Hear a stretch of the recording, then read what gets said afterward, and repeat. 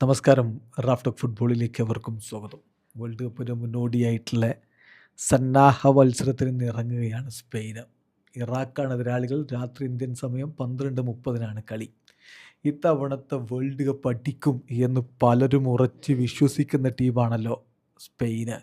അപ്പോൾ ഇന്നത്തെ മത്സരത്തിന് ഇറങ്ങുമ്പോൾ കുറേ കാര്യങ്ങളുണ്ട് എന്ന് പറഞ്ഞാൽ വേൾഡ് കപ്പിന് മുമ്പ് ടീമിനെ ടെസ്റ്റ് ചെയ്യാൻ ഒരുങ്ങുകയാണ് ഡിലാഫ്യൂൻ്റെ. പക്ഷേ പല പ്രമുഖ താരങ്ങളും അവൈലബിൾ അല്ല. പരിക്കിൻ്റെ പ്രശ്നങ്ങൾ അവരുടെ താരങ്ങൾക്കുണ്ട്. അതുകൂടാതെ ചാമ്പ്യൻസ് ലീഗിൻ്റെ ഫൈനലിൽ കളിച്ച താരങ്ങളും ഈ കളിക്ക് അവൈലബിൾ അല്ല എന്ന കാര്യം ശ്രദ്ധിക്കണം.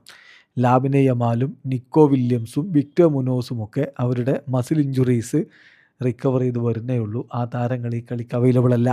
പിന്നെ David Raya, Martin Zubimendi, Fabian Reus എന്നിവർ യുവേഫ ചാമ്പ്യൻസ് ലീഗിൻ്റെ ഫൈനൽ കളിച്ചവരാണ്. അവർ സ്ക്വാഡിനോടൊപ്പം ജോയിൻ ചെയ്തിട്ടില്ല.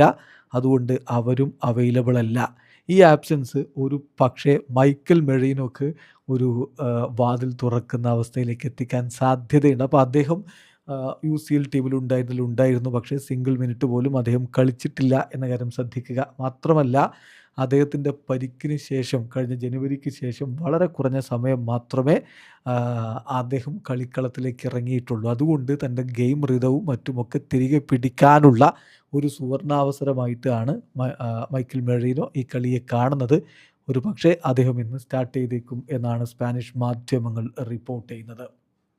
പിന്നെ ഡിലാഫ്യൂണ്ടയെ സംബന്ധിച്ചിടത്തോളം അദ്ദേഹത്തിന് ഈ മത്സരത്തിന് മറ്റ് ചില താരങ്ങൾ അവൈലബിൾ ആണ്. മാർക്ക് ബെർനാൽ, ഹാവി റോഡ്രിഗസ്, അതുപോലെ Jesus Rodriguez, Leo Roman, Gonzalo Garcia, Sergio Gomez, John Martina, അതുപോലെ ബെനായിറ്റ് ടൂഡിയൻഡസ്, ഹാവി ഗൊഴേഴ, ഇങ്ങനെയുള്ള താരങ്ങൾ അവൈലബിൾ ആണ്. പക്ഷേ ഈ താരങ്ങളെ അദ്ദേഹം കളിപ്പിക്കാനുള്ള സാധ്യത കുറവാണ്. കാരണം ഇവർ വേൾഡ് കപ്പ് സ്ക്വാഡിലുള്ളവരല്ല.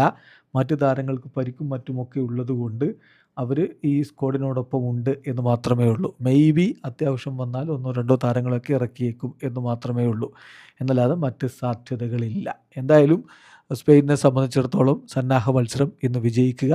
അങ്ങനെ വേൾഡ് കപ്പിന് തങ്ങൾ ഗംഭീരമായി ഒരുങ്ങിക്കഴിഞ്ഞിട്ടുണ്ട് എന്ന് എതിരാളികൾക്ക് ഒരു കൃത്യമായിട്ടുള്ള മുന്നറിയിപ്പ് കൊടുക്കുക എന്നുള്ളതാണ് ഇപ്പോൾ കോച്ച് ഉദ്ദേശിക്കുന്നത്. മറക്കണ്ട, ഇന്ന് രാത്രി ഇന്ത്യൻ സമയം 12:30 അവരുടെ ഈ മത്സരം. അതിനുശേഷം അവർക്ക് അടുത്ത ഫ്രണ്ട്ലി മത്സരമുള്ളത് ജൂൺ 9 രാവിലെ ഇന്ത്യൻ സമയം 7:30 പെറുവിനെതിരെയാണ്. പിന്നെ വേൾഡ് കപ്പ് മത്സരമായി. വേൾഡ് കപ്പിൽ അവർ ജൂൺ 15 രാത്രി ഇന്ത്യൻ സമയം 9:30 കേപ്പ് വെർദക്കെതിരെ കളിക്കും. വീഡിയോ അവസാനിക്കുന്ന ഫുട്ബോൾ ലോകത്തെ കൂടുതൽ വിശേഷങ്ങളുമായി റാഫ്റ്റോക്സ് എത്താം.